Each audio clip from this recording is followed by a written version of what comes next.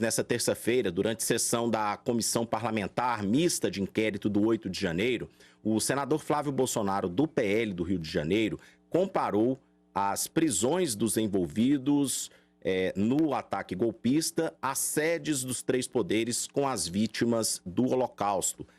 Então, ele comparando o 8 de janeiro à questão do Holocausto. Segundo o parlamentar, as prisões foram feitas nos moldes nazistas. Sua fala aconteceu durante o depoimento do ex-ministro do Gabinete de Segurança Institucional, Augusto Heleno, e por meio de uma nota, o Instituto Brasil-Israel rebateu a declaração de Flávio Bolsonaro e disse que, ao contrário dos detidos e presos por crimes em Brasília, as vítimas dos nazistas não cometeram crime algum. Foram exterminadas em razão de sua identidade nacional, religiosa, sexual ou política. Vamos ouvir um trecho da fala de Flávio Bolsonaro. O senhor, a senhora, seus filhos pequenos, a senhora grávida, vamos caminhando que vocês vão entrar num trem e vão fugir do regime nazista. Enquanto estavam dentro das estações de trem, eram ligados às câmaras de gás. E as pessoas morriam aos milhares. Muito parecido com o que aconteceu aqui nas prisões dos dias 8 e 9 de janeiro. Vamos aqui, entra no ônibus. Vamos te botar na rodoviária para você voltar para sua casa. E o destino foi o presídio.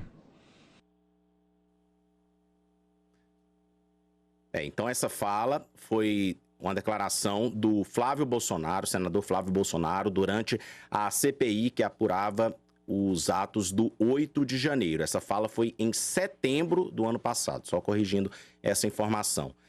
Então, Amanda Cacheta, assim como não cabe comparar o Holocausto à guerra entre Israel e Hamas, não cabe também comparar esse mesmo Holocausto ao 8 de janeiro?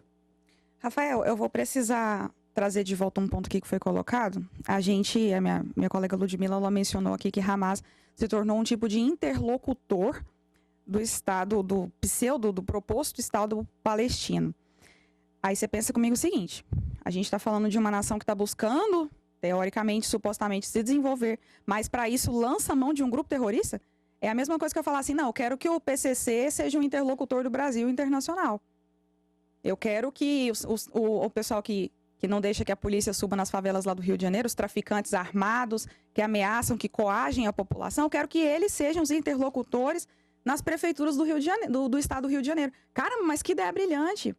E da mesma forma que a gente não pode fazer o seguinte, negar o que acontece, eu tenho certeza que a faixa de Gaza não deve ser um lugar fácil de se viver, mas tem relatos de pessoas que vivem em Israel, que a gente tem uma ideia que é muito distinta, né? É muito diferente do que a gente está acostumado aqui no Brasil. A gente imagina o seguinte, um judeu, um cristão e um muçulmano, eles andando na rua assim, sei lá, brigados. Não é isso que acontece. Não acontecia, né? Agora talvez já tenha voltado alguma coisa ao normal. O que acontece é que essas pessoas podem caminhar, elas têm liberdade. Agora, eu sei que tem posso cometer algum erro aqui na questão geopolítica da coisa, mas a faixa de Gaza tem umas regras diferentes ali, de entrada, de saída, mas no geral, se tratando do Estado de Israel, que não lança mão de um grupo terrorista para se tornar seu interlocutor, pelo contrário, combate o terrorismo, isso sim, a gente tem que ter uma certa sabedoria para fazer essa métrica aqui.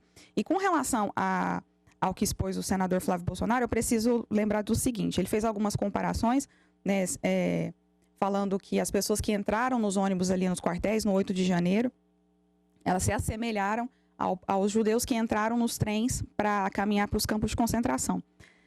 O que eu não vou fazer nenhum esforço para dizer que a fala dele foi pior ou melhor. Eu acho que em alguma medida tem sim uma semelhança, afinal de contas, o que a gente tem informação é que aquelas pessoas não sabiam que estavam indo para a prisão, elas achavam que estavam indo para casa. Nesse sentido, sim, a gente pode assemelhar. Você prometer para um judeu que ele vai trabalhar e levar ele para ser morto, você prometer para uma pessoa que ela vai voltar para casa, mas na verdade ela vai ser presa sem direito aos autos do processo, né, tendo sua forma de julgamento alterada. Hoje em dia as pessoas estão sendo julgadas de forma virtual, muitos advogados narram que têm tido dificuldades para ter resposta ali da sua defesa. Então, você tem um rasgar ali, ou pelo menos assim, um amassar ali do devido processo legal, que em alguma medida se assemelha sim. Mas aí eu trago aqui para a nossa audiência, quando foi que isso começou? Os campos de concentração, eles surgiram como? Eles foram um negócio assim, de um dia para a noite, Hitler pensou, falou, caramba, vamos implementar isso aqui. Não, tá? É uma coisa gradativa, Rafael, e você que está nos assistindo. Na Alemanha, por exemplo, tinha uma lei, né, foi passada uma lei chamada Lei de Proteção do Sangue Alemão e da Honra Alemã.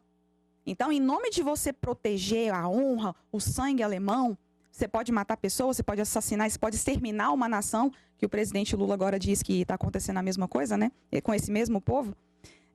Então, em nome disso, você pode fazer qualquer coisa. Em nomes de tribunal de proteção, tribunal de resgatar, tribunal de proteger, você pode fazer qualquer coisa. Em nome de inquérito democrático, inquérito para proteger o Estado democrático de direito, você pode fazer qualquer coisa. Inclusive, cercear a liberdade de expressão, que é aquilo que você promete proteger. Então, pensa o seguinte, audiência, os nazistas, eles não começaram da noite para o dia, ou eles não começaram de um dia para o outro. Eles levaram tempo para estabelecer aquilo. E, nesse sentido, é muito justa a comparação do senador Flávio Bolsonaro. Por quê? Porque aqui no Brasil, né, nós temos, respeitadas as proporções, graças a Deus, a gente não tem campo de concentração, pelo menos não que se tenha conhecimento, eu pelo menos não tenho conhecimento disso. A gente, não, respeitadas essas proporções, a gente tem o mesmo caminhar, nesse sentido. Olha, mas espera aí. A gente tem inquérito que as pessoas não têm acesso aos autos do processo. A gente tem pessoas que são perseguidas nas redes sociais, que têm seus perfis censurados. A gente tem opositores políticos que são perseguidos. Mas, caramba, isso se parece muito. Em nome de se proteger um suposto Estado, uma suposta república, né, você faz genocídios, você assassina pessoas, você extermina gerações de pessoas em nome de defender, você lança mão de um grupo terrorista para ser o seu interlocutor político em nome de buscar a paz, porque a gente não pode, como disse a minha colega, ignorar a dor daquelas pessoas, né? A gente vê até uma certa emoção que foge à questão linguística que ela se ateve na fala do presidente Lula. Porque se pensando na fala do presidente Lula, a gente tem que pensar na questão linguística, tem que pensar por trás ali o que ele quis dizer, tem que tentar fazer um malabarismo ali, mas se tratando, por exemplo, do presidente Bolsonaro, quando ele simulou lá, aquilo que ficou famoso, né? Ele simulou, Rafael, lá que a pessoa estava sufocando, porque tinha aquele protocolo do Mandetta que você tinha que ficar em casa até que você sentisse falta de ar. E ele estava contra aquilo. E a gente viu depois que foi totalmente ineficaz essa medida, de você só ir para o hospital quando você estivesse passando mal. Você não estivesse mais suportando aquilo. Mas não, a fala do Bolsonaro não foi distorcida. O Bolsonaro foi um genocida, sem matar ninguém.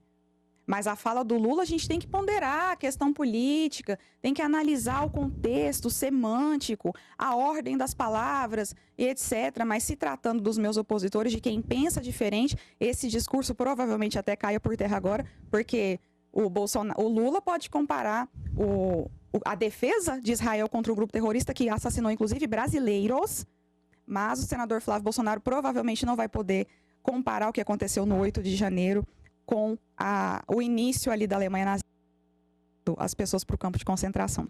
Ludmila Rosa, tem algum tipo de comparação entre o 8 de janeiro e o Holocausto? Rafael, eu não posso negar aqui para ninguém o quão aguerrida é minha debatedora, porque Amanda sabe da minha admiração, você tem um raciocínio arguto, eu tenho certeza que você, assim como eu, quer o bem desse país, o bem das pessoas e tudo mais. Mas eu devo dizer que a sua postura, a sua altivez em concordar com essa segunda comparação por uma questão processual e não concordar com a primeira comparação, isto é, a comparação que o presidente Lula fez, que diz respeito à morte, efetivamente, de pessoas, me causa alguma estranheza. Porque, veja, se é possível comparar o Holocausto com pessoas que estavam indo ter a sua prisão temporária decretada, e não é possível comparar o Holocausto com o entrincheiramento de pessoas numa região, na região sul da faixa de Gaza, e ali essas pessoas serem bombardeadas por cima, por baixo, por terra, por ar, e você vê pessoas explodindo literalmente, eu não sei mais o que pensar. E quando a Amanda traz a questão de que eu fiz um malabarismo retórico, não, na verdade eu trouxe a literalidade da fala.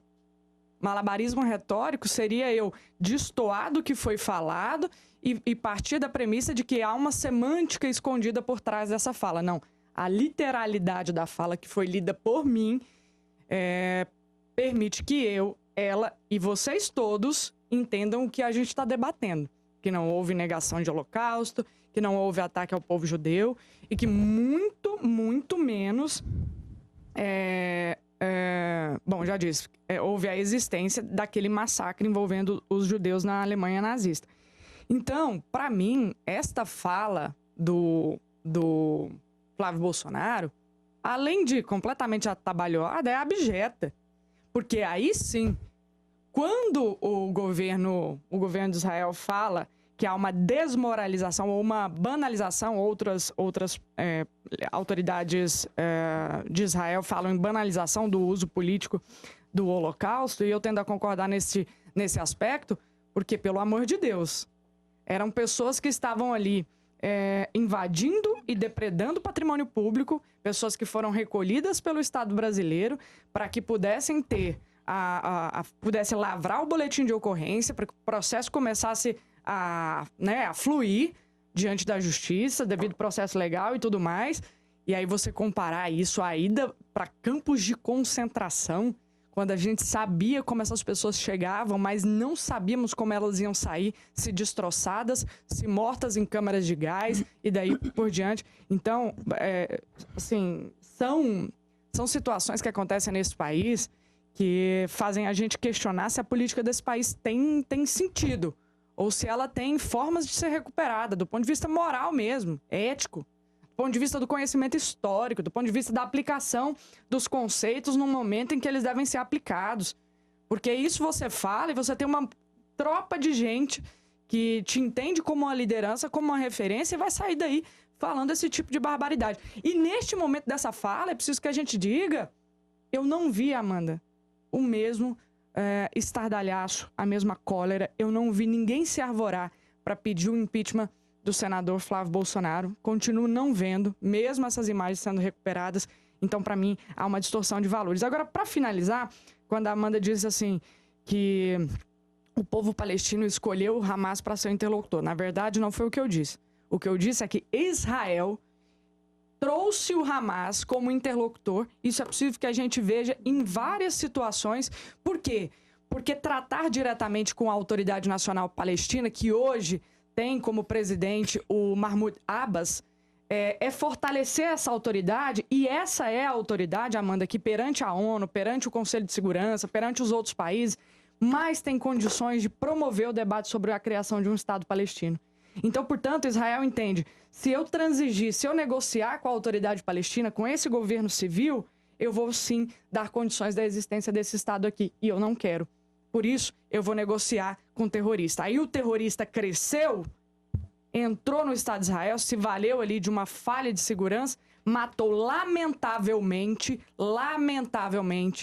1.000 pessoas, e o revide do Estado de Israel é hoje massacrar 30 mil pessoas inocentes. Isso eu não consigo compreender. Rafael, vou... Rapidamente, então, Amanda, porque a gente tem outros assuntos aqui, senão a gente não sai da pauta. Então vamos lá. Se tratando do presidente Lula, a literalidade da fala dele é importante. Se tratando, como eu previ, do senador Flávio Bolsonaro, não. Né? E Israel, vocês ouviram bem, foi Israel quem escolheu o grupo terrorista para assassinar o povo de Israel, para fazer esse revertrás político todo. A diferença, Ludmila, e você que está nos assistindo, da fala do presidente Lula e da fala do senador Flávio Bolsonaro, que também é uma autoridade que também, portanto, fala representando pessoas de uma nação, a diferença é que o Flávio Bolsonaro não é persona não grata. Né, você falou que Lula não desrespeitou o povo judeu, mas isso é a gente que está dizendo, no caso você, né? Porque eu tô concordando que ele desrespeitou. Você está dizendo que ele não respeitou o povo judeu. Mas sabe quem acha que desrespeitou o povo judeu? O povo judeu. O primeiro-ministro de Israel disse isso. Tanto que Lula é persona não grata lá, não é à toa. Né? Se ele não tivesse feito nenhuma forma de desrespeito, talvez ele seria bem recebido lá. Então não sou eu quem está dizendo, não é a gente quem está aqui no pé de julgar se ele foi bem... Como é que eu posso dizer? Ele não pesou suas palavras. Tem que... O primeiro-ministro de Israel analisa aí a literalidade, a semântica do discurso. Escute nas íntegras, né? Vamos nos ater aqui ao bom português, ao bom entendimento. Não vamos distorcer a fala do presidente. Não.